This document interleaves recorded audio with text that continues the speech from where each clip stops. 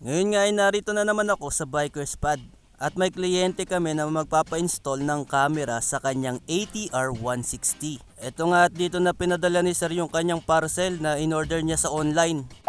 Tara na nga at i-unbox na natin.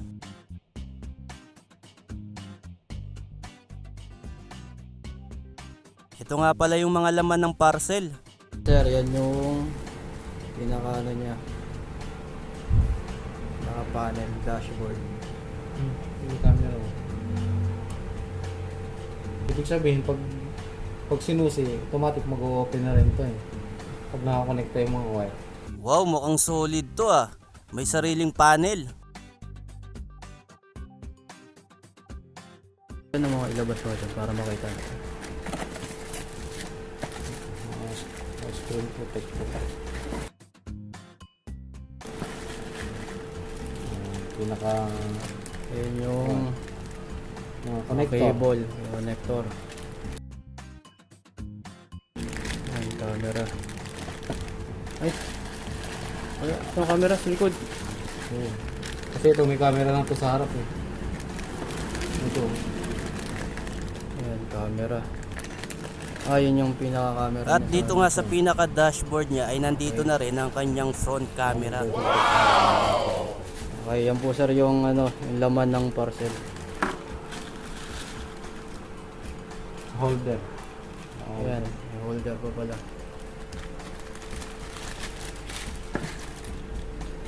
Ayun na. Dito nga pala ilalagay yan sa ATR 160 Red ni Sir Ray. At ayan nga at sinimulan na ni Kuya Jay nilagay sa ATR 160 itong camera. Kita nyo naman guys, ang daming baklas, wiring kasi yan eh. Pero sigurado ako maganda kakalabasan nito. Sa ngayon nakalitaw pa yung mga wires niya, pero mamaya itatago yan.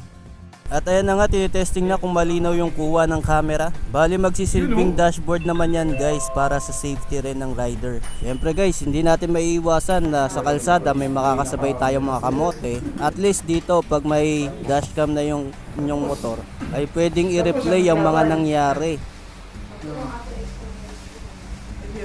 Okay, ito sir. Ay, dalawa yung masar pwede yan, dalawa. Yun o. Yun o. Yan ang malang pwede ko. Against the light. Para tayo para tayong Titan. Sir Ray Randy, nakakita ko ba ng ganito? Ano yan? Sige, kaya kain ko Ano lahat. po? Si Green Tofu sa kape niya ng ano?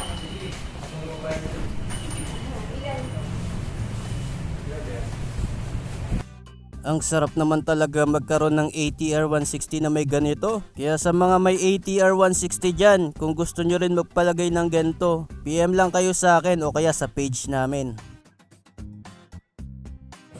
Tapos tinuturo na rin kay Sir Ray yung mga functions.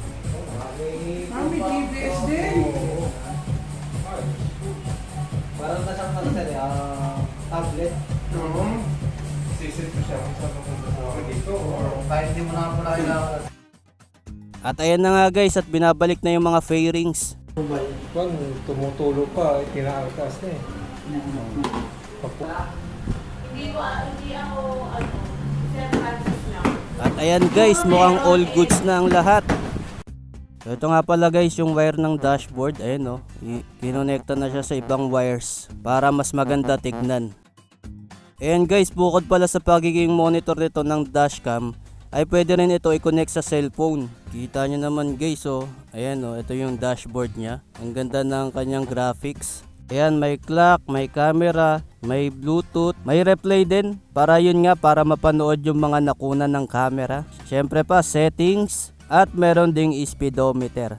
At ayan, meron din pala siyang GPS.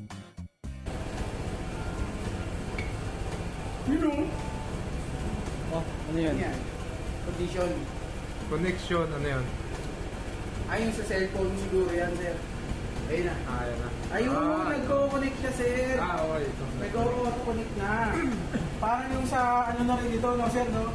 Yung sa carpet niya. Ayun, carpet. Oo.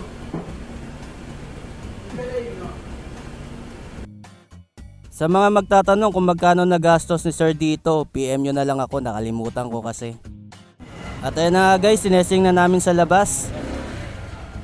May salamin din ba to? Ay, may ano? Ah, wala na. Wala nang plastic. Hindi, no? Hindi, wala na to. Tinanggal ulo na rin. Parang wala lang eh. Oh.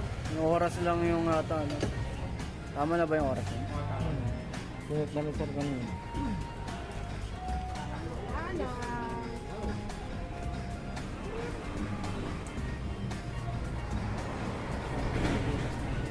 Grabe, ang angas na lalo ng motor ni Sir Ray.